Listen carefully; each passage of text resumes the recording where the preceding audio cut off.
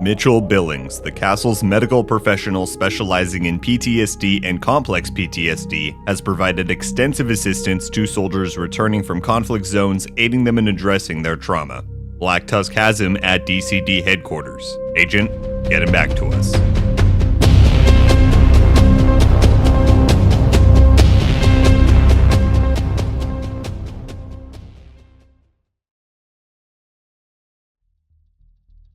Born and raised in Virginia, Dr. Mitchell Billings grew up as the son of a career military man.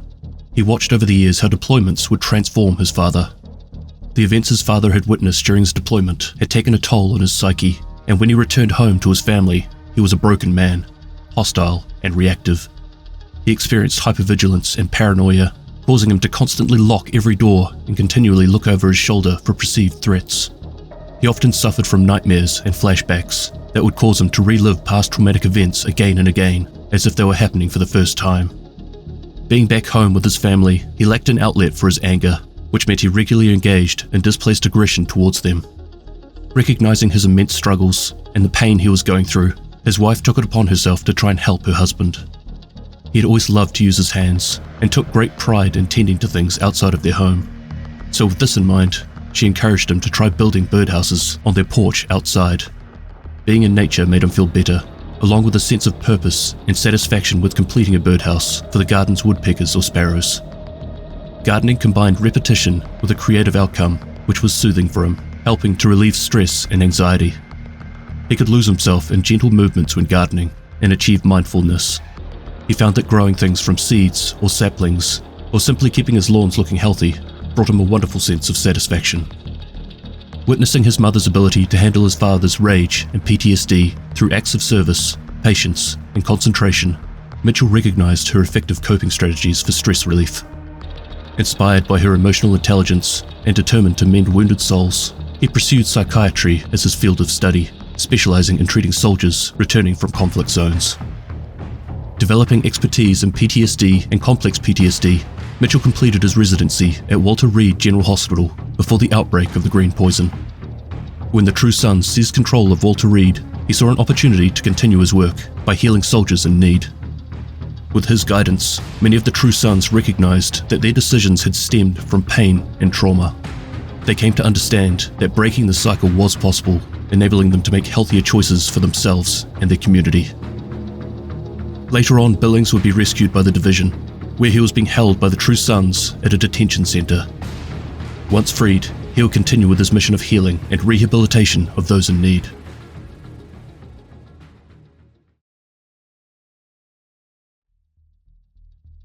After his rescue, at Manny's request, Dr. Mitchell Billings would begin sessions with members of the team in DC.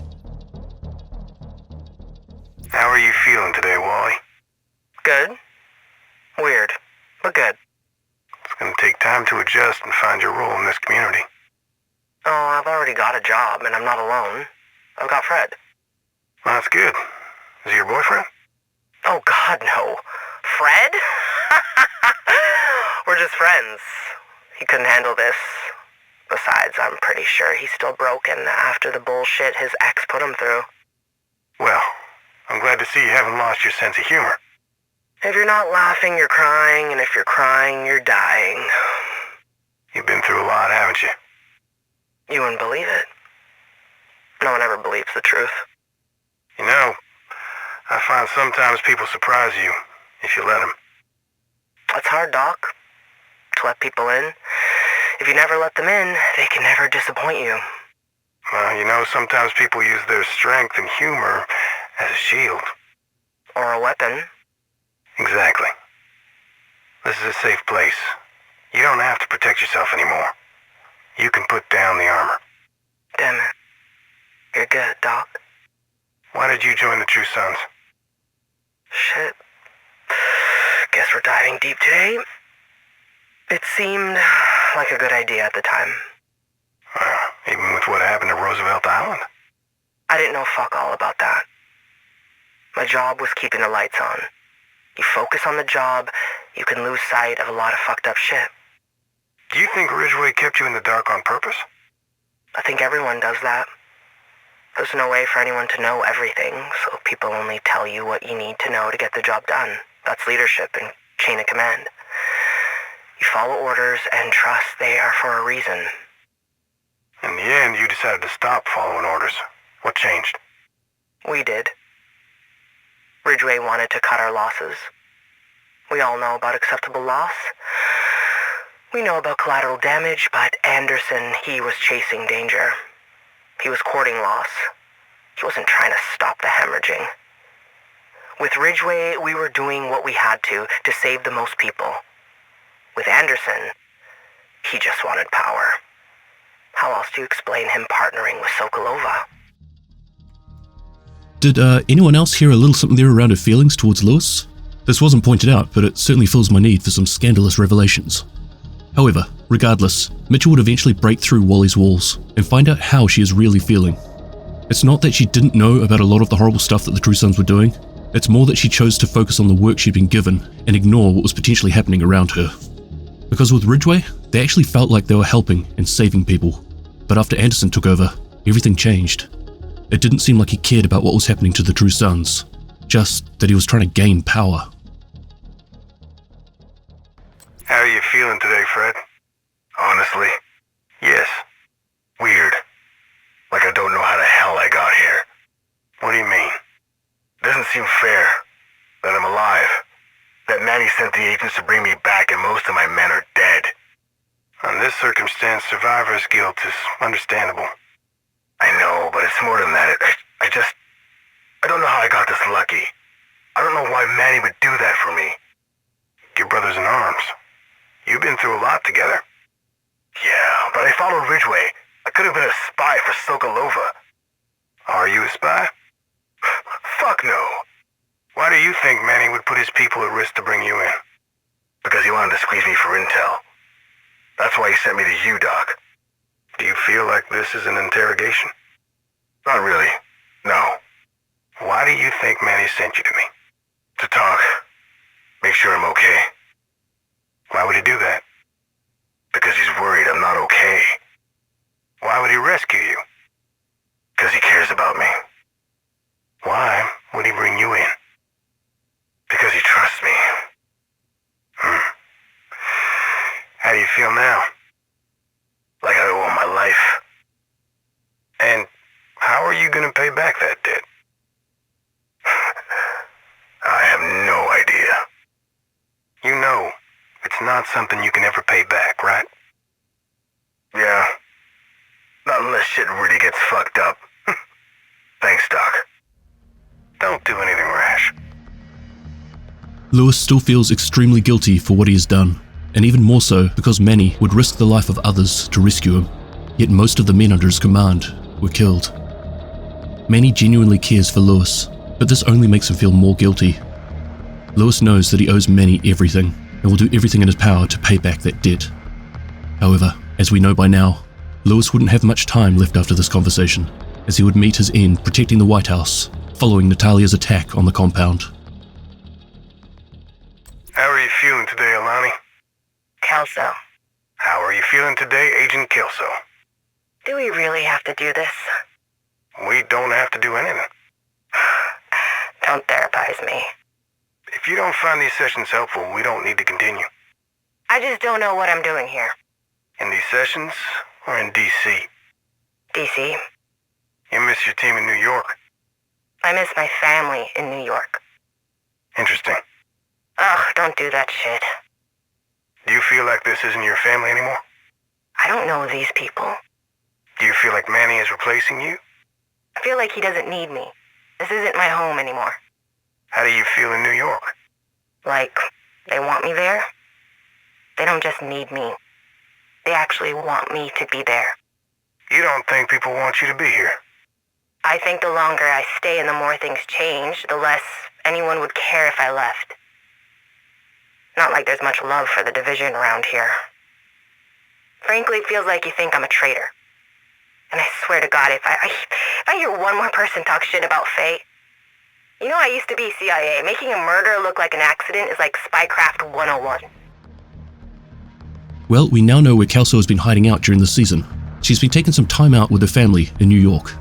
But also that she no longer feels like she has a place in DC, that she isn't needed anymore. She also said that she suspects that people see her as a traitor. Now, not to break the immersion here, but I fully feel like this could be a jab back at me for all the perhaps misplaced videos about Kelso being a traitor or rogue. If we go back a year or so when this was likely being written, I was in full swing with my "what the hell is Kelso doing" videos, where I was accusing her of doing all sorts of things against the division. I'm probably just overanalyzing, but I'm totally taking some responsibility for this. In all fairness, I really like Kelso's character. She just terrifies me, and she's a little bit crazy. However, I'll admit, I like a little bit of crazy. How are the sessions going? Good. How are you doing? Fine. Anything I should be worried about? I'm not going to tell you what I talk about with my other patients. No, of course not. I didn't mean...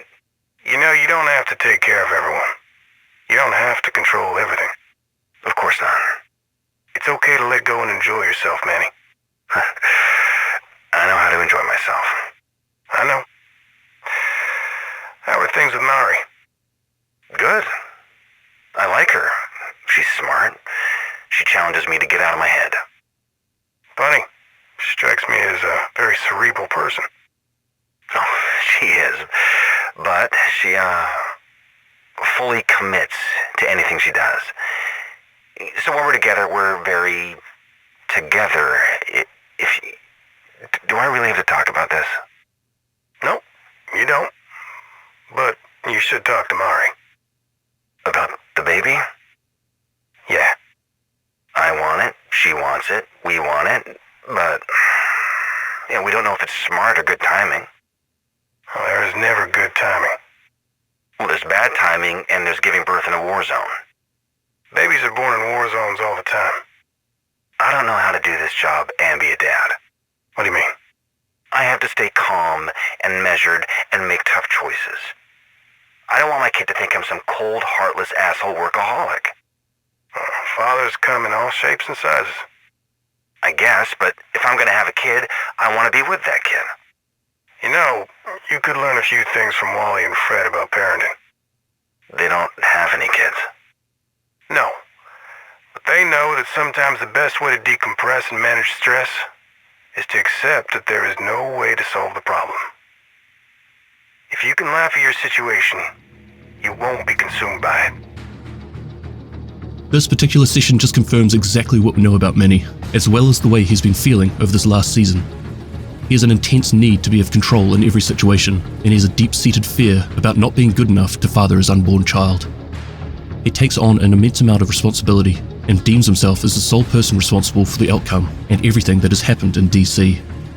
He needs to find a way to decompress, to learn to share the load with other trusted individuals around him, recognize the good he has done, and learn to let go of the guilt he feels, or it will eventually consume him. Is this the start of a downward spiral for Manny? Do we need to talk to Kelso and get her back to DC?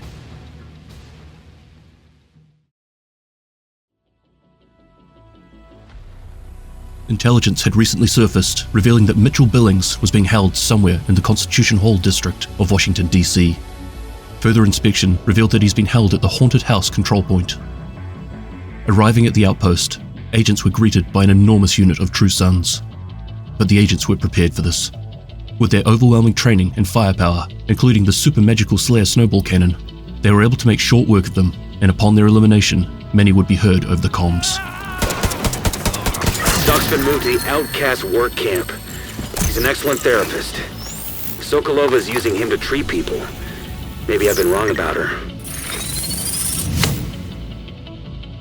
Ignoring Manny's doubts, the agents waste no time and head off towards the Outcast work camp. Arriving at the location that was marked on the map, the agents clear a small group of True Sons that were mulling about on the street. Then, without warning, they were ambushed by a much larger group coming from a balcony above. Fortunately for them, the agents were wearing their Logitech G Pro X wireless headsets with 50mm drivers and pro-grade precision audio, so they heard them coming from a mile away. #sponsored. Once the hostiles were cleared out, they made their way deeper into the camp and came across the high-value target, and after eliminating him, they were able to intercept a hostile comms. Hostile radio intercepted. The men at the nest are on the brink of burnout. They need a break. They can't maintain this pace. Thank you for the assessment, Dr. Billings. I'll send a relief team as soon as possible. Get to the nest. Mitchell is advising Natalia on the state of her men, but also gives the agents the last location he'd been spotted. Throwing all caution into the wind, the agents charge into the site with absolutely no planning and would quickly pay the price.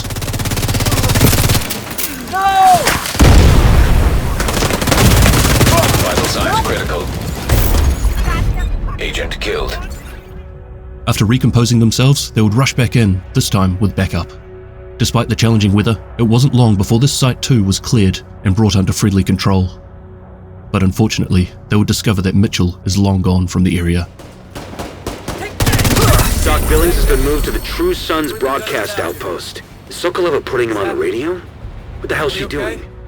The agents replenish their supplies and head off to the True Sun's broadcast outpost. Traveling to the southeasternmost part of the district, the agents would come across a lightly defended building. Making their way to the roof, they surprise another group of True Sons, who seem completely unaware of the murder of their friends just moments ago on the street below. Entering the building, it wasn't long before the leader on site made his presence known. But once again, he, alongside his troops, were merely a hindrance and were quickly dispatched. Black Tusk have Dr. Billings at DCD headquarters. We gotta move.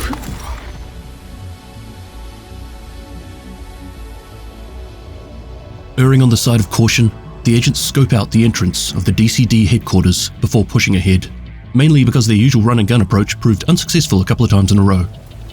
Dr. Billings has helped all of us heal and work together. Be careful, Agent. I don't like that Sokolova's brought him here. Agent requesting backup.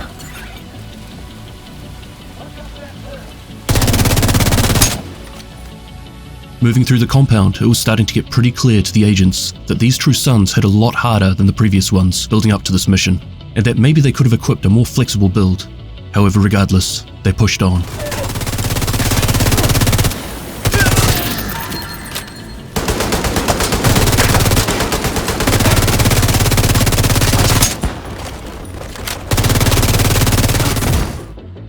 Not only were they fighting more ferociously, but they were in much larger numbers. Mitchell was obviously very close by. Hostile radio intercepted. I'm really sorry to hear you've been having a hard time. You can't let your pain drive your decisions. If you can, please take a chance to breathe and recalibrate yourself. Not just your weapon. Thanks, Doc. I don't understand what she's trying to do. They continue to push through the facility, attempting to waste as little time as possible to catch up with Mitchell before he's once again moved on. Eventually, they would be confronted by the True Sons' leader, Lieutenant Young, and after taking out his guards, they turn their attention to him, and while using potentially the most painful and impractical weapon in the game, they would slowly take him down.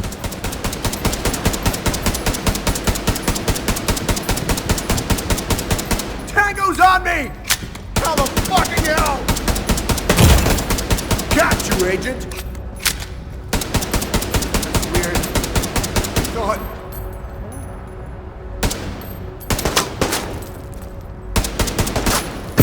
We've got Doc Billings. I'll see you back at the castle, Agent. Please, come see me if you ever want to talk.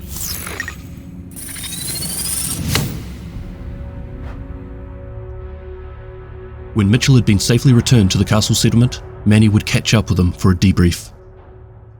You okay, Doc? Yeah. What does she want with you? Just to do my job. One of her soldiers are approaching burnout. She wanted me to do psych evals on them. Did you? Not all of them. But a few before your agent rescued me. She didn't hurt you or force you? To do my job? No, she didn't force me. She asked me to talk to some troubled soldiers and I talked to them. I took an oath. It doesn't matter that I was a prisoner, I'm a doctor first. You don't choose your patients. You don't choose who gets help. You help the people who need it regardless of their loyalties. Is there anything you can tell me? I can't give you any specifics on my patients. What about patterns? What do they say about Sokolova? Any patterns of abuse, manipulation, control? No, Manny. Quite the opposite. The only reason her soldiers are still here is because of her leadership. listened to, and cared for. Even in death, she finds a way to honor them. They adore her. Mitchell was asked to help her by performing psych evaluations on Black Tusk soldiers. After all these months, some of them were starting to show signs of burnout and depression. Mitchell says he was treated well, and that this is his job, and he was happy to assist her with her request. His mission is, and has always been, to help those in need, regardless of what side they are on. Manny digs deeper, trying to find out anything that Natalia is doing in the background, but Mitchell says it's actually much different to how Manny imagines her control over the Black Tusk would be. Her soldiers respect her and feel valued.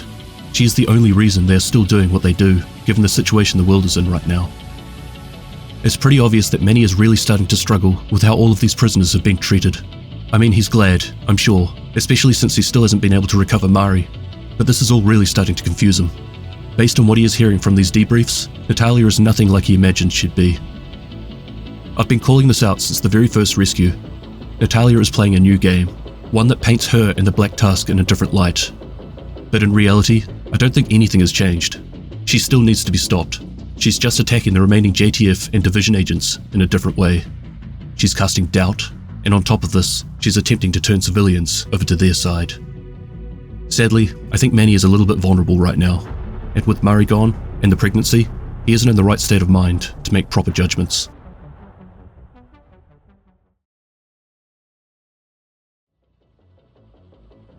Hi all, I know I'm incredibly late to the party with this one. Real life has been keeping me pretty busy, so it took me a long time to even play through this target. But I think I'm all good now, and the video should start coming out as per usual. I also know this isn't quite the video that people were waiting for. Given the conclusion comes out to these manhunts at the same time as the last minor target, there are a lot of questions that come out at the same time. However, I have a system, and I'm too OCD to break it. But don't worry, I'm already partway through the next video, and it should hopefully be out soon. I'll admit though, I'm going to be a little bit unhinged and off script in that one, because the speculations start flying. Anyway, thank you very much for all the messages asking if I'm okay. I am, I'm just crazy busy. Otherwise, thank you very much for watching this video, and I'll catch you soon in the next one. Extremis Malus, Extrema Remedia.